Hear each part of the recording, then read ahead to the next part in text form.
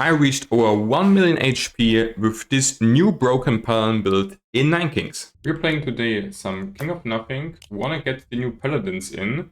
They got changed, so they gain now, every time they gain a damage buff, also increased HP.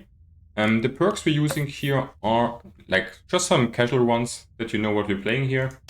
And let's see how good the new paladins are. Let's test them. Back to some 9 Kings with the big paladin build, as I said. Yeah, I'm really interested to see if they are like now super busted or whatever. So the goal is definitely then that we just make like honestly just one really big paladin in the middle, I would say. Then we just wanna farm it up.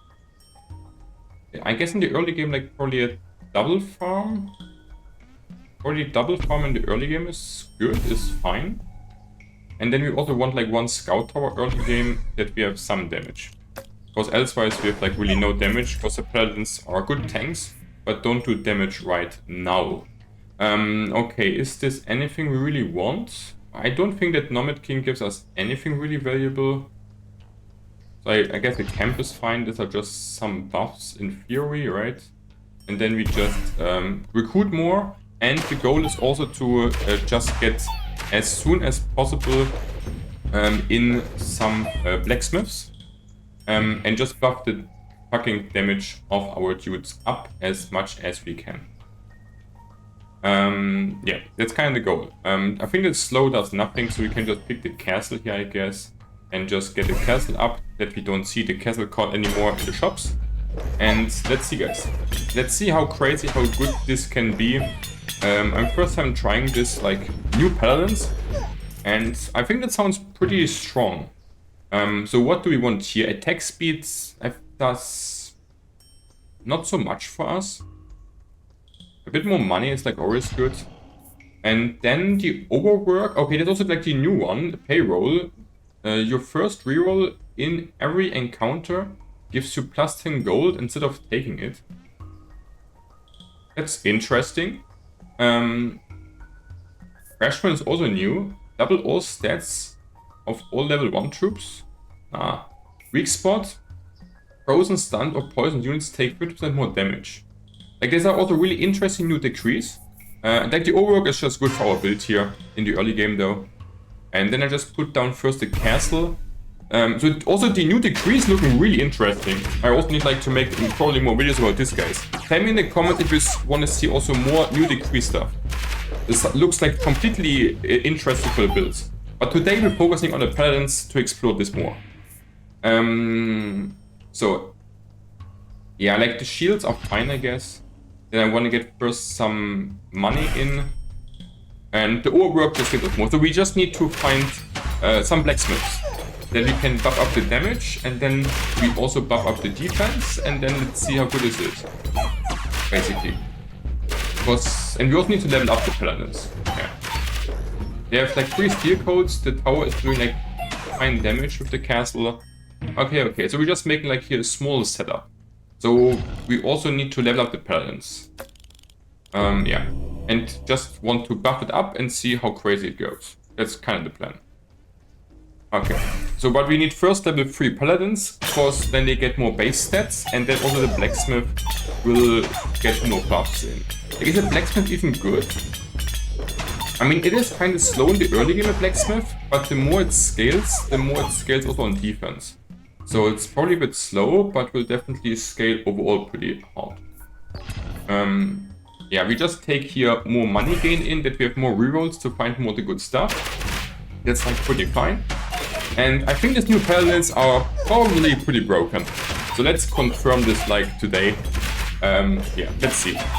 But it's sounding so crazy that if you buff damage, you also gain defense. Because then you only need to buff one thing and get the other. It sounds like pretty strong. How do I look on this change is a bit the question, I guess. I think the change, I don't know, it's like, okay, what do we need here? We need damage. That's nothing for damage. Like, spelking has to be good, right? But the fight's also kind of slow right now.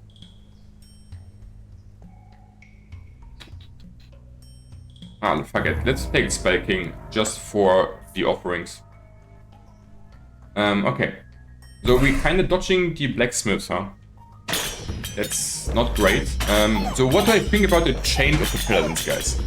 I think King of Nothing was definitely the weakest king of all. So he needed like some more buffs. I agree with this completely. But I'm not sure if this is probably a bit too hard of a buff. It will definitely make the king, I think, good.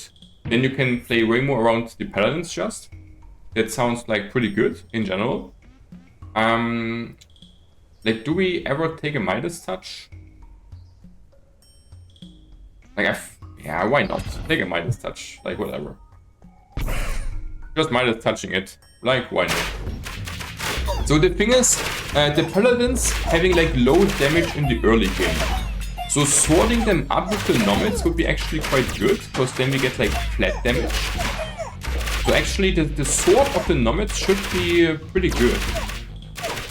Because this is like a really good early game increase in damage.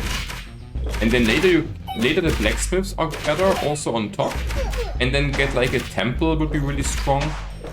And then you have like a pretty solid build, I guess. So I should actually roll here, I think, for sword. Because the 5 damage is like pretty... Okay, there's a blacksmith. We definitely take the blacksmith.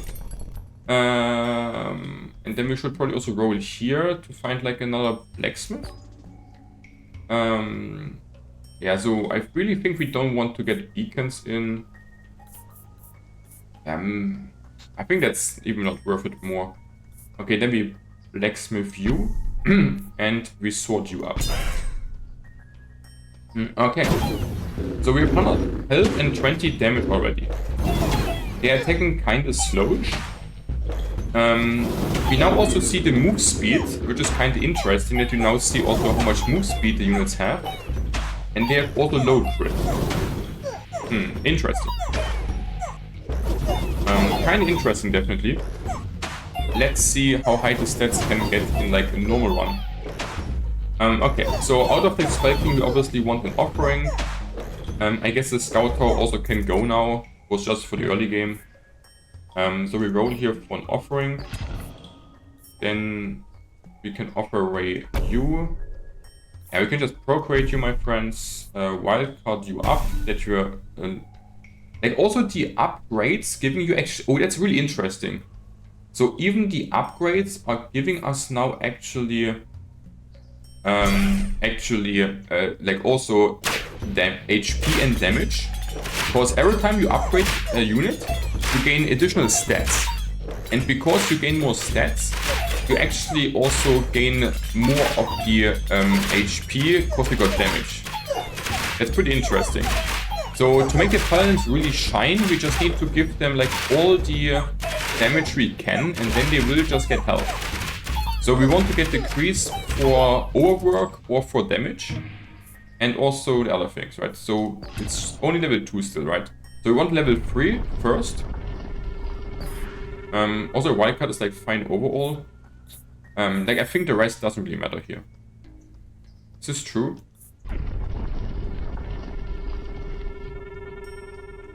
Like the migration is also like good actually, right? So we also could just camp it on top.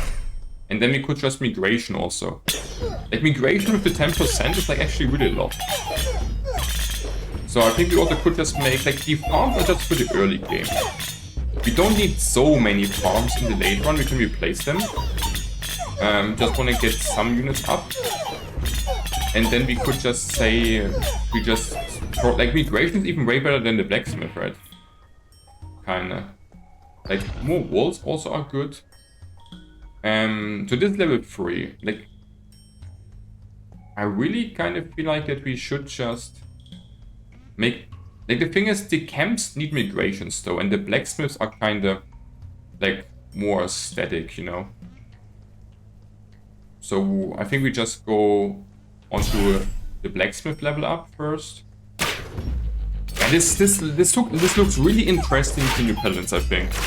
This makes the Nothing King like way more interesting to play, definitely. So I like the changes a lot. I think the changes are like pretty good. And will probably make King of Nothing with Paladin's build actually a really like solid king, maybe even a good king. The only problem is it's kinda like on lower difficulty I think this build is like really good. On higher difficulty I think it could be an issue that it's too slow. But for a casual run it's definitely pretty good. So we take a Blacksmith. Fireball. Castle hits now leave a damaging area. Okay, interesting. Like, the overwork is just pretty good for us. We want the overwork. Yeah, I think we just go for the static version, I think. And we can just offer away the camps if we find more spell fights. I think that's pretty solid. So having here just the 2 additional overworks to get like more stuff in. And it's also really nice that we can now see these stats even during the fight. I don't know if this was possible before. Like, early damage is pretty solid, honestly, for like year 14, I would say. It's not too shabby. So we want to get swords, ideally. We have also like a decent bank, so we can just roll here a bit. Because swords will give us just like a lot of stats. Yeah, like we go like from 40 to 50. Together with the blacksmiths. Okay. So I think we just want to get still more units up, and then we replace the farms with more blacksmiths, or with like a temple, if we can get them. Then we get a bit of economy with double wall is fine. Yeah, and then just double down on damage, and on some more units. And the rest I think is whatever. So, a combustion... Like, a combustion is also not bad. We can take a combustion. It's maybe a bit early. But a combustion for AoE... Like, AoE damage is also pretty important. Without AoE damage, we will at some point struggle a lot or just lose. So giving them some AoE damage is definitely, like, nice. Definitely good. Okay. So, they already do, like, pretty decent damage.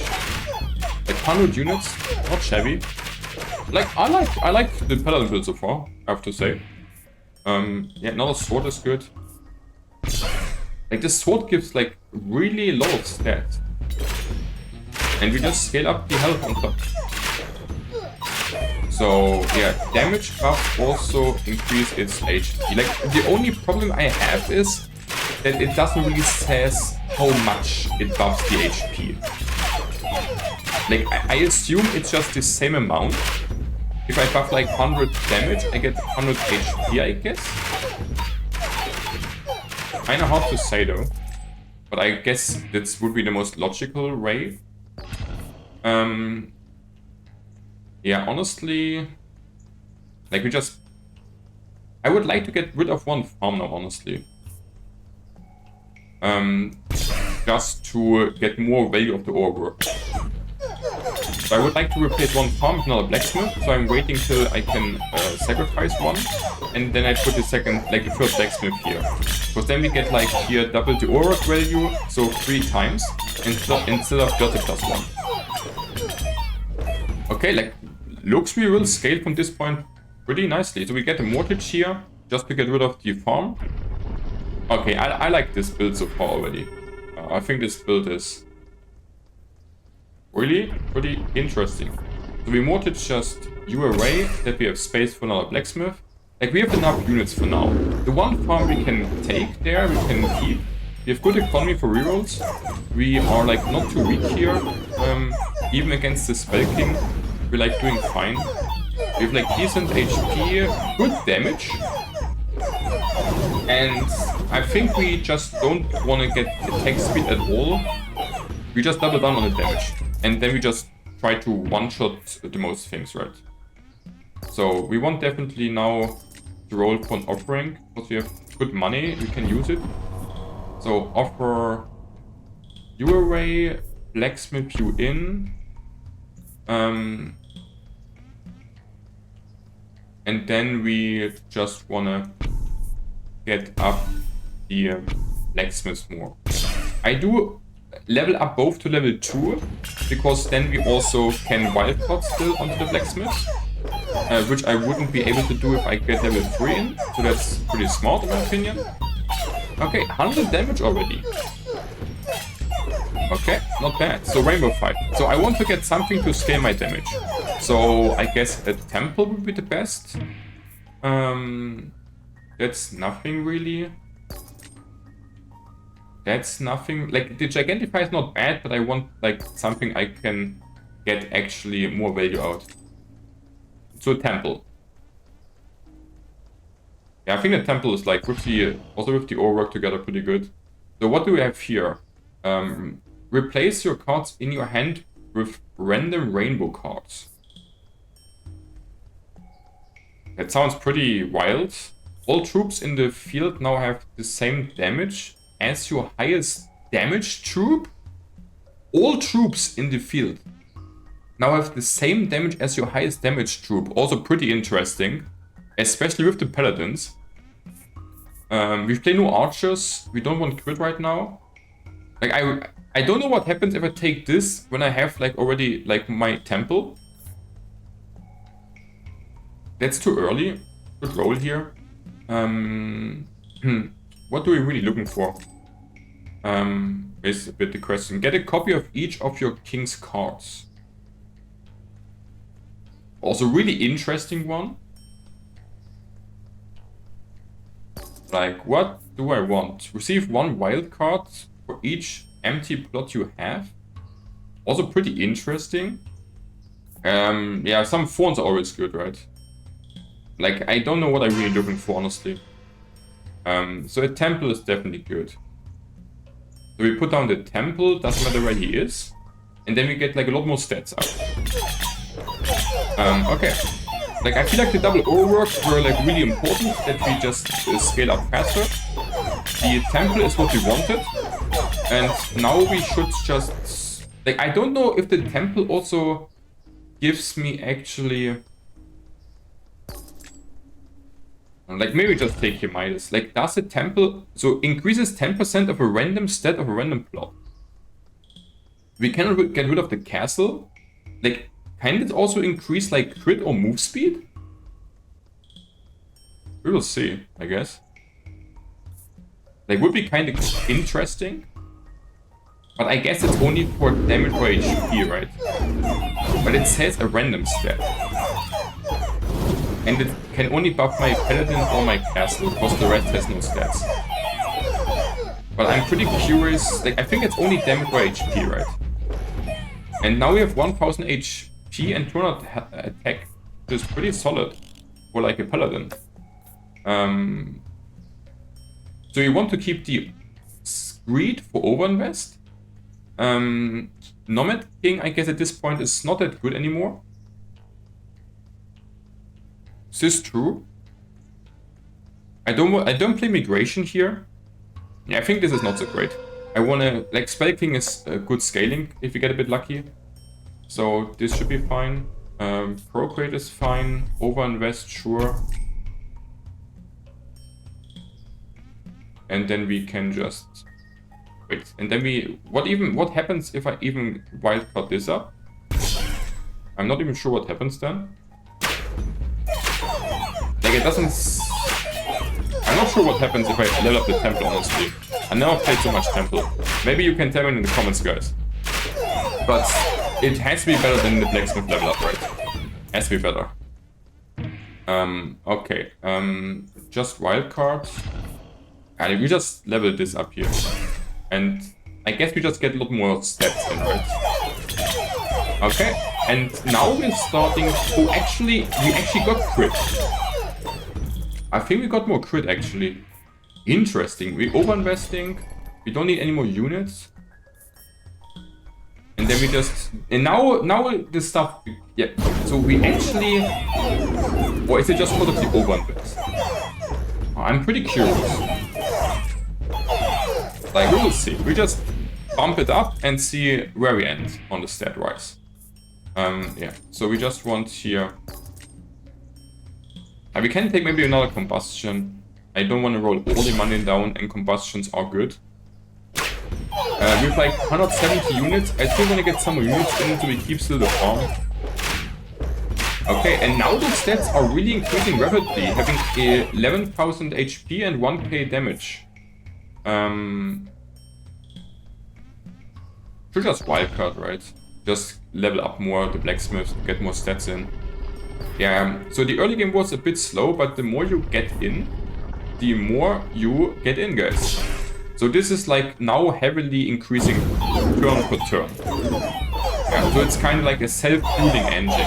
The more you get onto it, the faster it scales. And this feels like pretty good for a King of Nothing gameplay. Like the other ones I played with King of Nothing were all kind of feeling honestly a bit like, you know, hey, this feels kind of underwhelming, kind of shitty. I don't like it. So I think we also can get rid of the farm now. Yeah, I think getting rid of the farm is pretty fine. Then we split up the... Wait, yeah, and then we split up now the temple.